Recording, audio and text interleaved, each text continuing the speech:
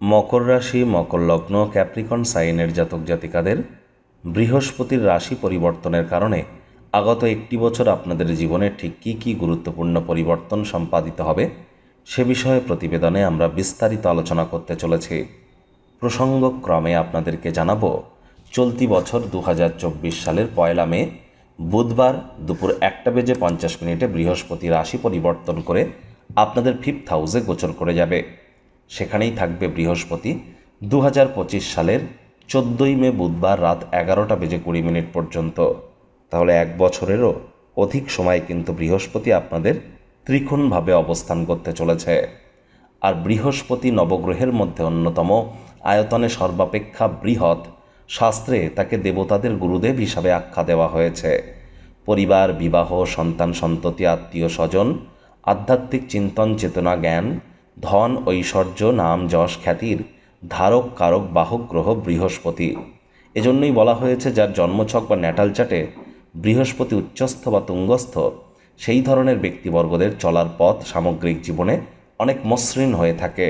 তাহলে বৃহস্পতির মজবুতি ঠিক কতটা গুরুত্বপূর্ণ আপনারা বুঝতেই পাচ্ছেন।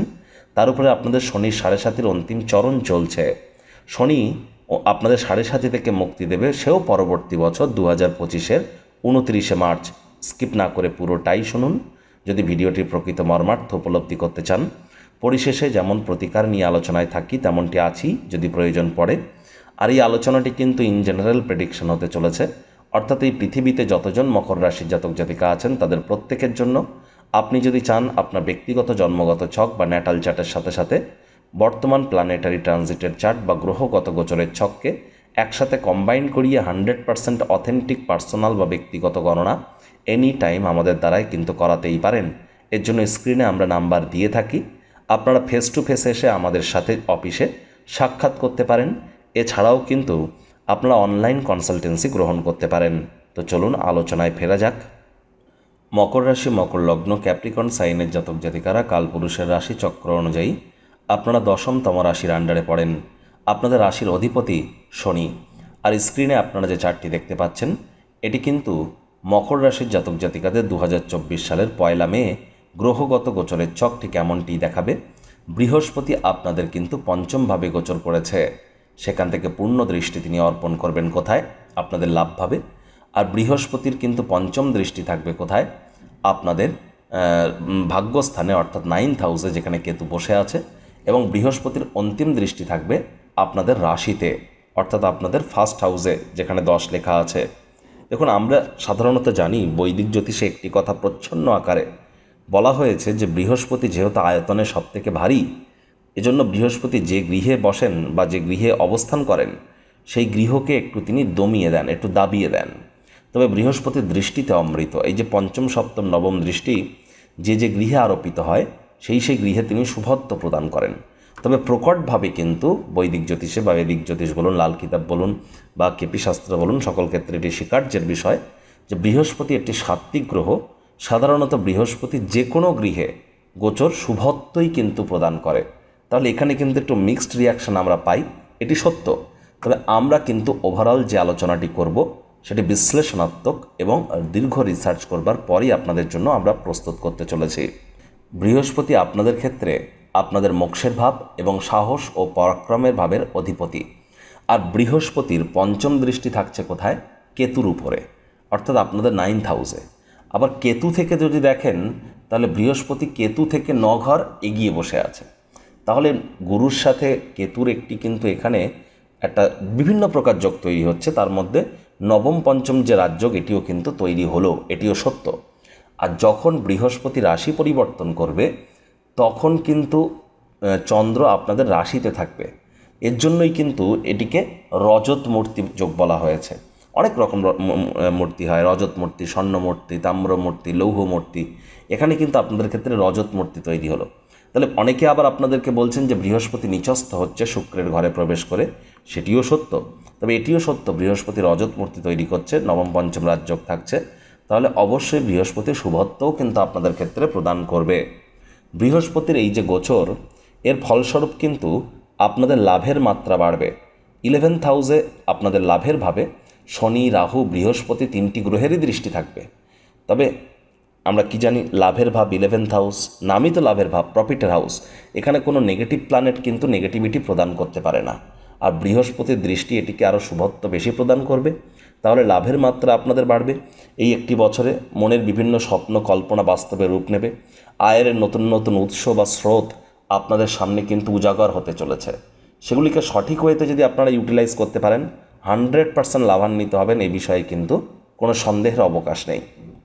বয়সে বড় ব্যক্তি, দাদা দিদি কাকা কাকিমা, তাদের দ্বারাও কিন্তু আপনারা উপকৃত হতে চলেছেন।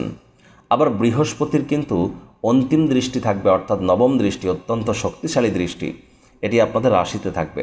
তাহলে মকর রাশির জাতক জাতিকাদের কিন্তু এবার শরীর স্বাস্থ্যের উন্নতি হতে চলেছে। নাম যশ খ্যাতি আপনাদের বৃদ্ধি পাবে। সাড়ে সাতির অন্তিম চরণে শনি কিন্তু এবার আপনাদেরকে অবশ্যই সুফল বা খুশির মুখ আপনাদেরকে দেখাতে চলেছেন। হালকা আভাস ইঙ্গিত নিশ্চয়ই আপনারা পাওয়া শুরু করেছেন। এই প্রচণ্ড দাবদাহে হয়তো আমাদের মস্তিষ্ক ভ্রমিত হতে পারে, কারণ রাহু মঙ্গলের অঙ্গারক যোগ তো চলছে।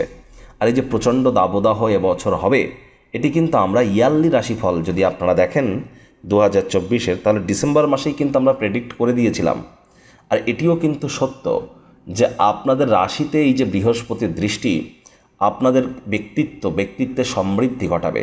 আর আপনারা প্রশংসার পাত্রপাত্রী হবেন, আপনাদের মধ্যে আকর্ষণ বাড়বে, অর্থাৎ সকলের দৃষ্টি বা নজরকে আপনারা আকর্ষিত করতে কিন্তু সক্ষম হবেন।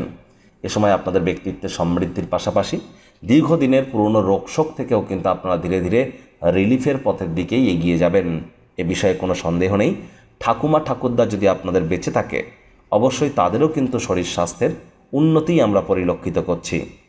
এতদিন আপনারা স্যারের থেকে অনলাইনে কনসালটেন্সি নিয়েছেন, এবার দীর্ঘ প্রতীক্ষার অবসান ঘটছে। থাকছে স্যারের সাথে মুখোমুখি বসবার সুযোগ। প্রতি শনি ও রবিবার স্যার থাকছেন আমাদের তিলোত্তমা কলকাতায়। যদি স্যারের সাথে মুখোমুখি কথা বলতে চান, তাহলে নিচে স্ক্রিনে ফ্ল্যাশ হওয়া নম্বরে আজই যোগাযোগ করুন। জীবনকে সমস্যামুক্ত করতে কে না চায়? আর দামি আংটি, পাথর, মাদুলি, তাবিজ, কবজের জন্য অর্থ নষ্টও নয়, শুধুমাত্র law of attraction, sound vibration, temple visiting, mantra, দান ধ্যান, নিউমারোলজি, সিগনেচার চেঞ্জ, বাস্তু, গুপ্ত লুপ্ত বিদ্যার মাধ্যমে অব্যর্থ প্রতিকার করা হয়। প্রতিকার সম্পূর্ণ বিনামূল্যে, কেবলমাত্র সার্ভিস চার্জ নেওয়া হয়ে থাকে। আজই আপনারা আপনার নাম বুক করান মাত্র 1 টাকার বিনিময়ে। আপনি কি উচ্চ শিক্ষাতে বাধা পাচ্ছেন? প্রেমে বাধা, চাকরি, ব্যবসা, অর্থপ্রাপ্তি, ঋণ মুক্তিতে সমস্যা হচ্ছে? বিবাহে বাধা আছে? নাকি সন্তান প্রাপ্তিতে? জটিল কোর্ট কেসে ভুগছেন? নাকি রাজনৈতিক জয়ে সমস্যা হচ্ছে? অথবা কোনো জটিল রোগ থেকে থাকলে আজই যোগাযোগ করুন আমাদের রাজযোগ চ্যানেলের শ্রদ্ধেয় জোডিয়াক সায়েন্টিস্ট কমলেশ দেওয়ান স্যারের সঙ্গে। বৃহস্পতির পঞ্চম দৃষ্টি আপনাদের ভাগ্যস্থানে থাকবে। কেতু কিন্তু এতদিন আপনাদের ভাগ্যস্থানে ছিল, প্রায় 5-6 মাস হয়ে গেল। আর রাহুর এখানে কিন্তু পূর্ণ দৃষ্টিও থাকছে, সপ্তম দৃষ্টি। আর রাহু কেতু এখানেই থাকবে যেখানে দেখছেন 2025-এর 18ই মে পর্যন্ত। তাহলে 14ই মে বৃহস্পতি রাশি পরিবর্তন করবে, আর 18ই মে রাহু কেতু রাশি পরিবর্তন করবে 2025-এ। তাহলে বৃহস্পতি থাকাকালীন কিন্তু আপনাদের 5th হাউসে রাহু কেতু কিন্তু যেখানে আছে সেখানেই থাকছে। কিন্তু কেতুর একটি ফ্যাক্টর আছে যে কেতুর মস্তিষ্ক নেই, ব্রেনলেস বলা হয়। রেস্ট অফ দ্য বডি আছে, কেতুর ধড় আছে কিন্তু মস্তিষ্ক নেই, যার জন্য কেতু খালি চোখে কিছু দেখতে পায় না। এজন্যই তো কেতু সর্বদাই একজন গুরু বা গাইডেন্স খোঁজে। আর গুরুর দৃষ্টি কেতুর উপরে, এটি কিন্তু আপনাদের ভাগ্যস্থানকে এবার মজবুতি প্রদান করবে। এতদিন হয়তো আপনারা ভাগ্যের সঙ্গ পাচ্ছিলেন না, বা পিতার সঙ্গে কোনো না কোনো ডিসপিউট আপনারা হয়তো দেখা দিয়েছিল। 3টি জিনিস, হয় পিতার সাথে সম্পর্কের অবনতি, না হলে পিতার কর্মের অবনতি, আর তা না হলে পিতার স্বাস্থ্যের অবনতি।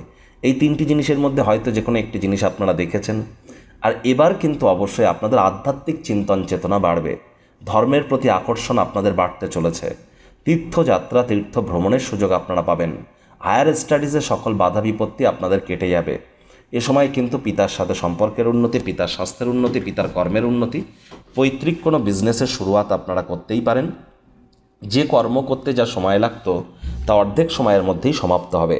এক কথায় বলতে গেলে ভাগ্যের পূর্ণ সমর্থন কিন্তু আপনারা এ সময় পেতে চলেছেন।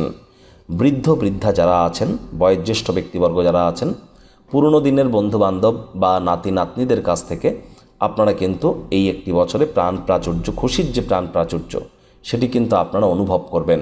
আপনাদের মুখে আবার কিন্তু হাসি ব্যাক আসতে চলেছে। দেখুন, বৃহস্পতি আপনাদের 5th হাউসে বসে পেটের সমস্যাকে কিন্তু একটু বাড়িয়ে দিতে পারে। যাদের সুগার, কোলেস্ট্রল বা ডায়াবেটিসের প্রবলেম আছে তাদেরকে খুব সচেতন থাকতে হবে। আর অনেকের ক্ষেত্রে কিন্তু আবার নতুন করে সুগার, কোলেস্ট্রল বা ডায়াবেটিস ধরা দিতে পারে, নতুন করে কিন্তু সেটি আপনাদের শরীরে দানা বাঁধতে পারে। এ বিষয়েও আপনাদেরকে সজাগ কিন্তু থাকতে হবে। যত বেশি হাঁটাহাঁটি করবেন, যত বেশি, অন্তত দিনে 7 থেকে 8 কিলোমিটার আপনারা ওয়াক করুন, এটি আপনাদের ক্ষেত্রে অত্যন্ত গুরুত্বপূর্ণ হবে। বা কোনো না কোনো স্পোর্টসের সাথে যুক্ত থাকুন, জিমিংয়ে যান, খেলাধুলো করুন, যোগব্যায়াম, ধ্যান, প্রাণায়ামের সাহায্য নিন। যত বেশি নিঃশ্বাস প্রশ্বাস নেবেন তত বৃহস্পতির মজবুতি কিন্তু বৃদ্ধি পায়। জীবনে যদি গুরু না থেকে থাকে, গুরু প্রাপ্তির চেষ্টা করুন। গুরু বিনা কিন্তু উন্নতি এক প্রকার অসম্ভব। ভগবান শ্রীকৃষ্ণ নিজেই তো জানতেন যে তিনি ভগবান, তিনি ঈশ্বর। তৎসত্ত্বেও তিনি সন্দীপনী মুনির কাছ থেকে কিন্তু দীক্ষা গ্রহণ করেছিলেন। সুতরাং একটা মাধ্যম তো ঈশ্বরের কাছে পৌঁছানোর জন্য লাগে। এজন্য দীক্ষা গ্রহণ অত্যন্ত গুরুত্বপূর্ণ। তা না হলে চলার পথ কিন্তু মসৃণ হয় না। যদি গরম দুধ খেয়ে সহ্য না করতে পারেন, দীক্ষা নিতে চান না বা নেননি এখনও, আমার কথা শুনে হয়তো ভাবছেন নেবেন, কিন্তু এতদিন আপনি নিজে থেকে দীক্ষা নেননি, আর নিলেও নিজে থেকে নেননি, আর নিলেও হয়তো আপনি রেগুলার গুরুমন্ত্র জপ করেন না, তাহলে বুঝতে হবে আপনার জন্মছকে বৃহস্পতি কিন্তু দুর্বল আছে। এনি টাইম আমাদের সাথে কন্ট্যাক্ট করতেই পারেন। বৃহস্পতির মতো এতটা গুরুত্বপূর্ণ একটি গ্রহ যদি কারোর জন্মছকে নিচস্থ বা শত্রুর ঘরে বসে থাকে বা নিরপেক্ষ হয়ে থাকে, তাহলে সমস্যা কিন্তু উত্তরোত্তর বৃদ্ধিই পেতে পারে। বৃহস্পতির কারণে এ সময় কিন্তু শিক্ষার্থী বিদ্যার্থীদের জন্য সময় সুযোগ ভালো। আর প্রেমিক প্রেমিকা আপনারা অবশ্যই ভালোবাসার মানুষের চরিত্র নিয়ে যেন সন্দেহবাতিক হবেন না। এ কথা তো আমি বারবার আপনাদের বলে থাকি। যে সমস্ত দম্পতি দীর্ঘদিন ধরে সন্তান সন্ততি প্রাপ্তির প্ল্যানিং করছিলেন, তাদেরকে কিন্তু আমি বলবো যে 2025-এর 18ই মের পর আপনাদের সময় সুযোগ ভালো। আদালত বা কোর্ট কেস বা কোনো প্রকার দাম্পত্য জীবনের কলহ, এগুলিকে আপনারা কন্ট্রোলের মধ্যে রাখবার চেষ্টা করুন। যৌন চাহিদাকে কন্ট্রোলের মধ্যে রাখুন। বিজনেসম্যান যারা আছেন, পার্টনারশিপে যদি ক্রিয়াকলাপ করেন, চোখ কান খোলা রেখে এগিয়ে যাবেন। সমস্যা কিন্তু একটু হলেও বৃদ্ধি পেতে পারে। তবে হ্যাঁ, পরিবার পরিজনদের সাপোর্ট আপনারা পাবেন, এ বিষয়ে কোনো সন্দেহ নেই। এই বৃহস্পতি কিন্তু 9ই অক্টোবরের পর বক্রি হবে ফেব্রুয়ারি মাস পর্যন্ত, একটানা 119 দিন। বৃহস্পতি যখন বক্রি হবে, এই 1 মে থেকে 9ই অক্টোবরের আগে পর্যন্ত আপনারা ঠিক যেমন ফল পাবেন, ঠিক তার উল্টোটা পাবেন যখন বৃহস্পতি বক্রি হবে। প্রতিকার স্বরূপ আলোচনা করতে গিয়ে আপনাদেরকে বলবো, দেখুন আপনার স্ক্রিনে দেখতে পাচ্ছেন বৃহস্পতির বীজ মন্ত্র ওম গ্রাং গ্রিং গ্রং স গুরবে নমঃ। এটি প্রতিদিন 108 বার করে জপ করুন না। একবার মুখস্থ হয়ে গেলে মাত্র 10 থেকে 15 মিনিট লাগে। এটি মনুষ্য জাতির সৃষ্টি নয়, স্বয়ং ব্রহ্মদেবের সৃষ্টি, যা কখনো অনর্থ হতে পারে না। ভুলভাল উচ্চারণ করলেও কোনো নেগেটিভ ইম্প্যাক্ট পড়ে না।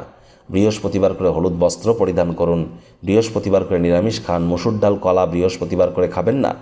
তো বন্ধুরা, ভিডিওটি আপনাদের ঠিক কেমন লাগলো? আপনাদের সুচিন্তিত মতামত আশা করি আপনারা নিচের কমেন্ট বক্সে লিখে জানাবেন। ভিডিওটি ভালো লাগলে একটি লাইক করতে ভুলবেন না। এই আশা রেখে আমি আমার বাণীকে এখানেই বিরাম দিচ্ছি।